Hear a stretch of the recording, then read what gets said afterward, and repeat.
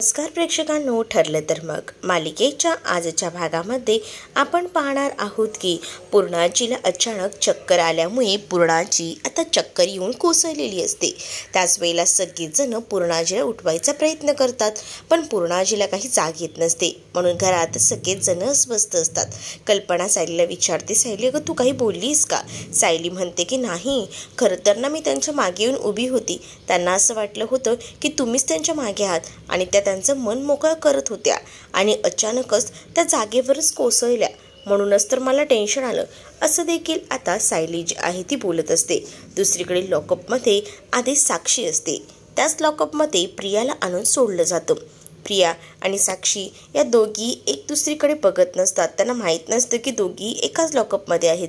जेव्हा साक्षी आणि प्रिया टर्न मारतात ना, तेव्हा दोघीही एकमेकींकडे पाहत असतात। जेव्हा त्या दोघांनाही कळतं या दोघीही जणी एकाच लॉकअपमध्ये आहेत म्हटल्यावर मात्र साक्षीचं डोकं सटकतं। साक्षी म्हणते तू इथे, तर इकडे दुसरीकडे प्रिया म्हणत असते की तू इथे।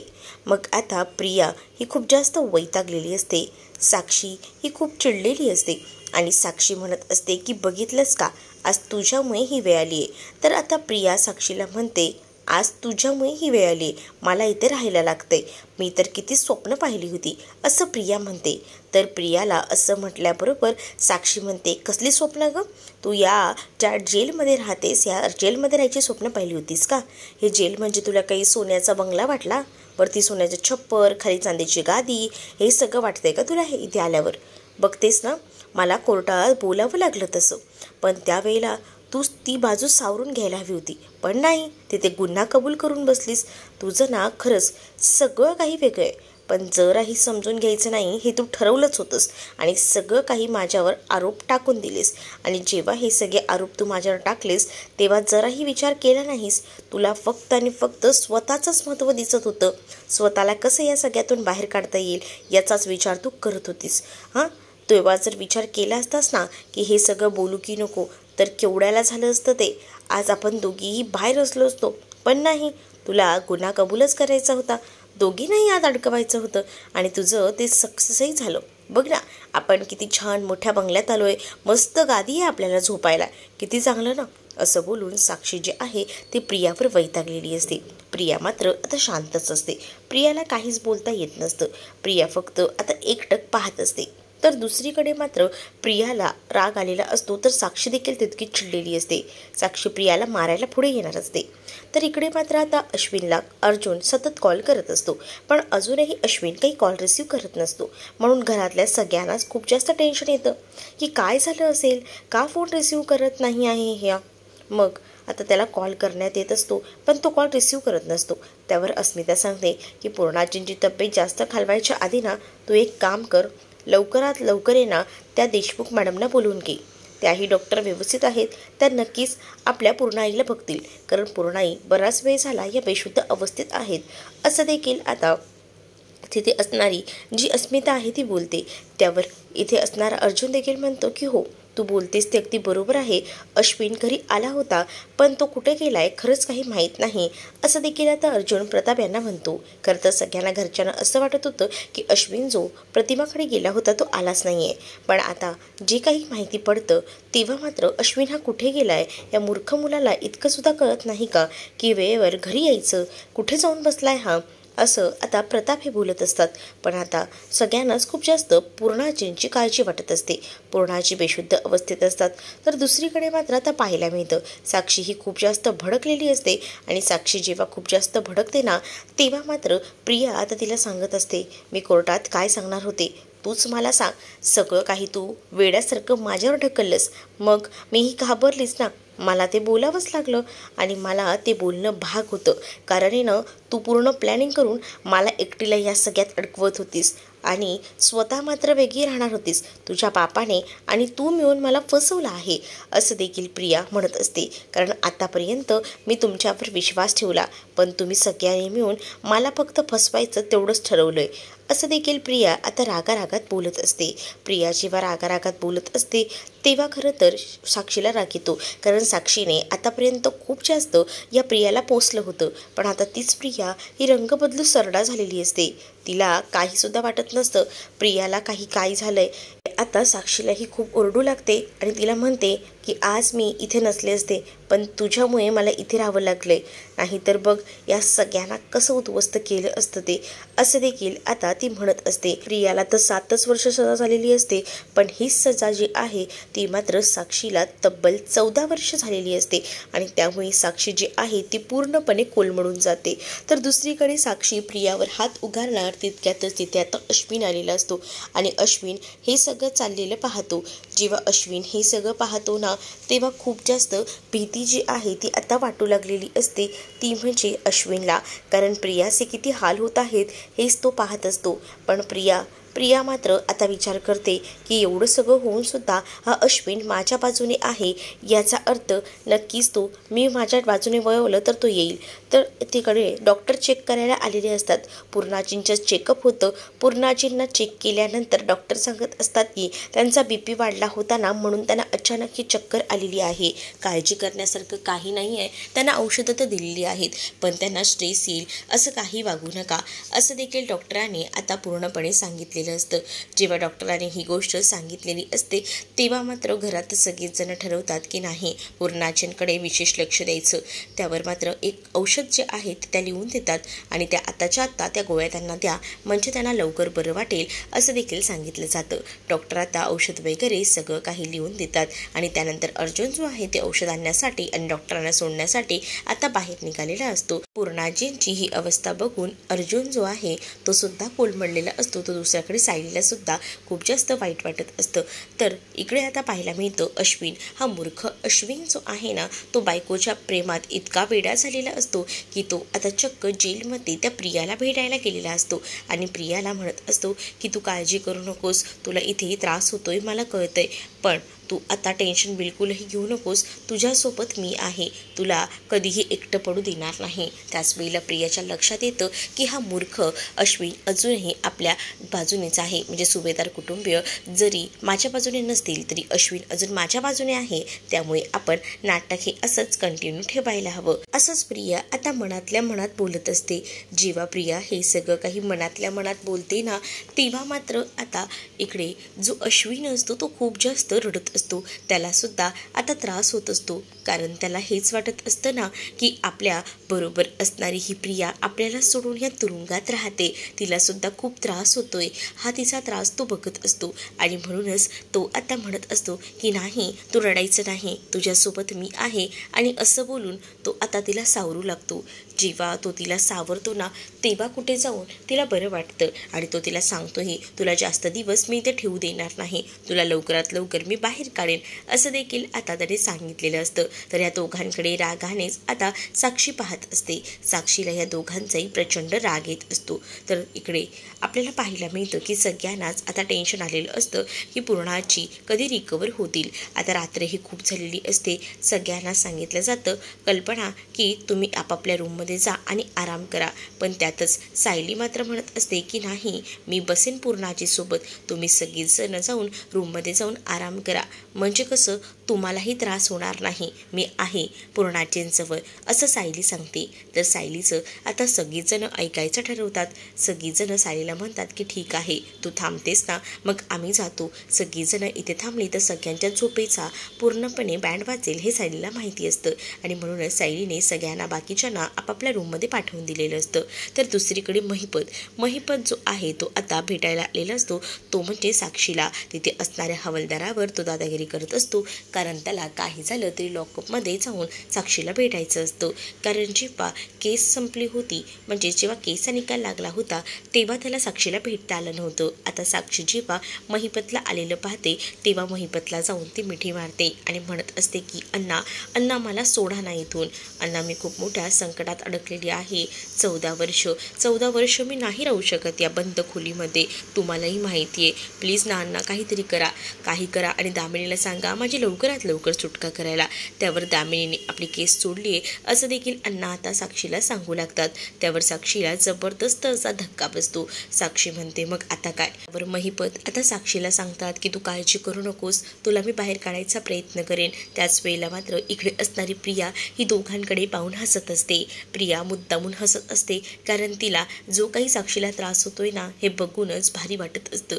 पण दुसरीकडे मात्र या सगळ्यावर नजर जी असते ती मात्र असते तिकडच्या महिपतची. महिपत जो आहे तो आता रागानंच पाहत असतो आणि त्याला प्रचंड राग येतो आणि तो बघतो तर काय, प्रिया मात्र आता खुशाल हसत आहे. तिला तर काही सुद्धा वाटत नाहीये आणि तिला फरकही पडत नाहीये की आपल्या मुलीला इतका त्रास होतोय, तिला काही सुद्धा वाटत नसते हे तिच्या तोंडाकडे बघून दिसते. तर दुसरीकडे मात्र महिपत प्रचंड खवळलेला असतो. महिपत म्हणतो की तुझी ही हिंमत झाली तिथे कोर्टामध्ये सगळ्यांच्या समोर तू म्हणालीस की माझ्या मुलीने खून केला, तुला हे बोलताना लाजही वाटली नाही का, आणि वर आता हसतेस माझ्या मुलीला, थांब आता तुला सोडत नसतो. आणि असं बोलून तिचा जोरात गळा दाबतो आणि त्याच वेळेला खूप जास्त राग त्याला आलेला असतो आणि तो सगळा राग एकत्रच तो काढत असतो. जेव्हा तो सगळा राग एकत्र काढतो ना तेव्हा प्रियाचा गळा त्याने जबरदस्त सावळलेला असतो आणि जोरात तो आता प्रियाला ढकलून देतो. प्रिया आता खाली कोसळते आणि प्रिया जेव्हा खाली पडते तेव्हा मात्र अजूनही महिपत जो आहे तो काही बोलायचं थांबलेला नसतो. महिपत जो आहे तो म्हणत असतो की बघ, लवकरात लवकर मी साक्षीची सुटका करीनच आणि तुझी सुद्धा वाट बघेन की तू कधी या जेलमधून बाहेर येतेस, पण त्यानंतर तू काही वाचणार नाहीयेस माझ्या हातात ना. तुझं फुफ्फुस आहे ना हे असं बाहेर काढेल ना की तुला श्वास घ्यायला देखील ना असा त्रास होईल, अशी तडपशील ना, असं देखील तो आता तिला म्हणत असतो. त्यावेळेला खूप जास्त घाबरलेली असते प्रिया. प्रिया म्हणत असते की नाही, काही झालं तरी मला याच्यापासून सुरक्षित राहायला हवं, परंतु महिपतने जबरदस्त अशी धमकी दिलेली असते आणि त्यामुळे आता महिपतने दिलेल्या धमकीमुळे प्रिया मात्र पुरती घाबरलेली असते. तिला आता तिचं तोंडसुद्धा त्याच्यापासून लपवायला लागत असतं, कारण या सगळ्या मनस्थितीमध्ये खूप गोष्टी अशा विचित्र घडून गेलेल्या असतात. पण तरीसुद्धा महिपत हा प्रचंड तापलेला असतो, कारण त्याच्या मुलीला जेल झालेली असते. तरीसुद्धा ही प्रिया जी आहे ती आता रडत असते. प्रिया रडत असताना त्याला खूप जास्त आनंद होत असतो. तू आता महिपतने पूर्ण ठरवलेलं असतं की काही झालं तरीसुद्धा या प्रियाची सुटका करायची नाही आणि जरी ही बाहेर आली तरीसुद्धा हिला जीवानिशी संपवायचं हे तर त्याने पूर्णपणे तय केलेलं असतं, कारण या सगळ्याचा त्याला खूप जास्त मनस्ताप होत असतो. दुसऱ्याकडे आता जे आपले रविराज असतात त्यांनी आता त्यांच्या कलिगना कॉल केलेला असतो. खरं तर त्यांना जी काही घटना असते, म्हणजेच जेव्हापासनं त्यांच्या आयुष्यात तन्वी आलेली आहे आणि ती कशा पद्धतीने आतापर्यंत खोटं बोललेली आहे, हा सगळा प्रसंग जो आहे तो त्यांच्या डोळ्यासमोर येत असतो.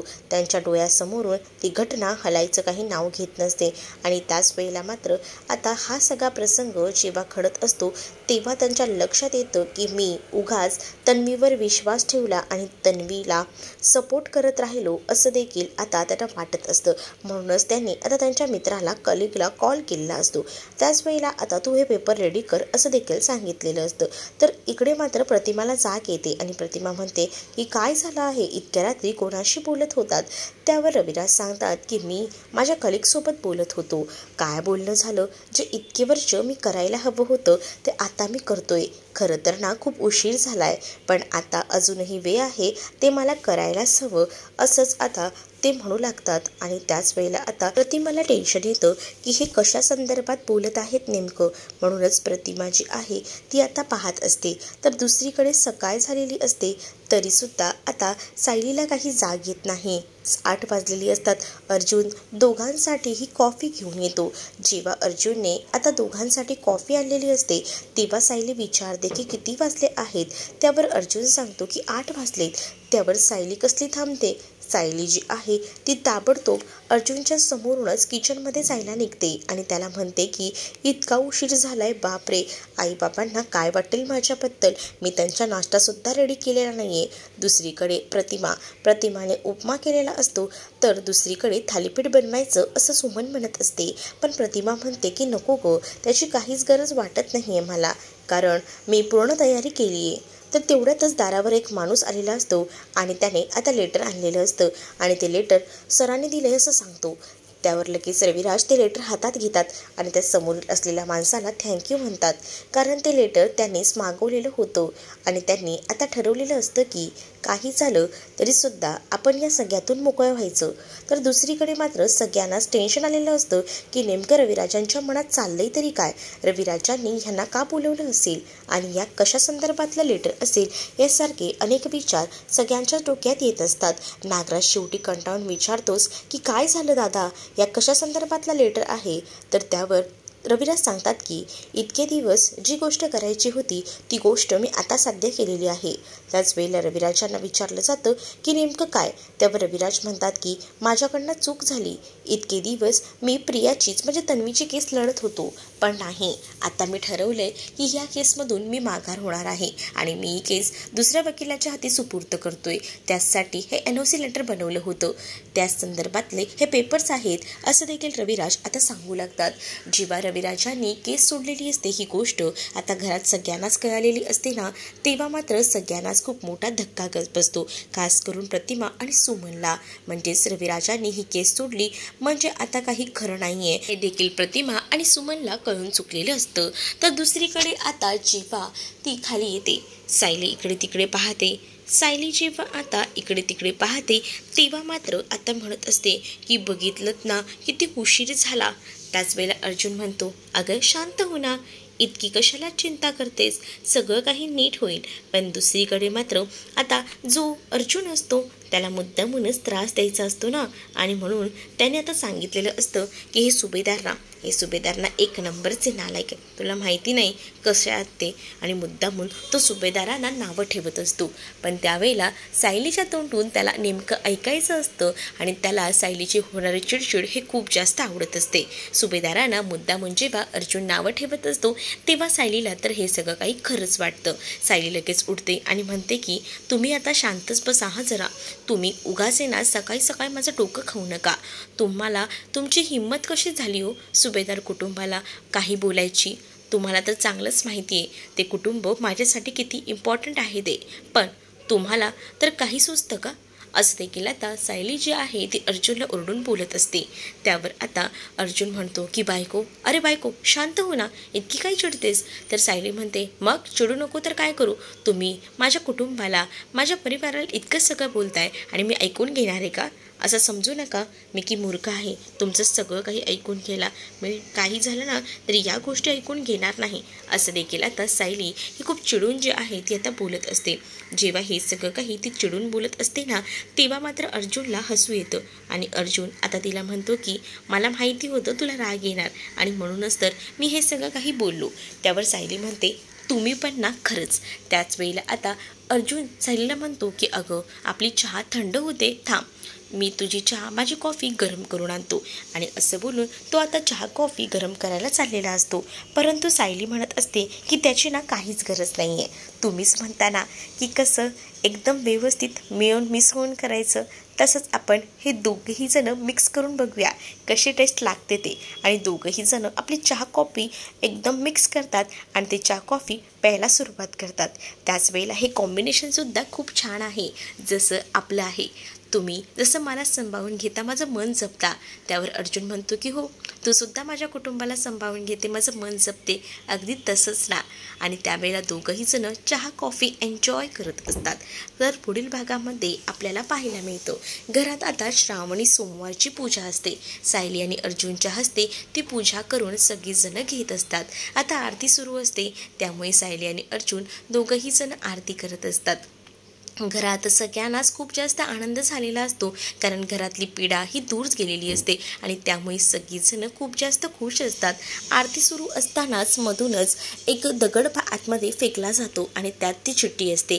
दगड आतमध्ये फेकला गेल्यामुळे सायली म्हणते की काहीतरी आलेलं आहे, थांबा मला बघावं लागेल. आणि असं बोलून ती लगेचच बघते तर काय, त्या दगडात एक कागदसुद्धा असतो. कागदामध्ये तो खरं तर दगड असतो आणि जेव्हा ते कागद जो आहे तो उघडून सायली पाहते तेव्हा मात्र आता सायलीला खूप मोठा धक्काच बसतो, कारण त्या चिठ्ठीमध्ये लिहिलेलं असतं की अर्जुन आता तुझा खेळ संपलेला आहे. अर्जुनच्या जीवावर नक्कीच कोणीतरी उठलेलं आहे हे सायलीला कळून चुकतं. आणि जेव्हा सायली ते लेटर वाचते तेव्हा पूर्ण सुभेदार कुटुंब हादरून गेलेलं असतं.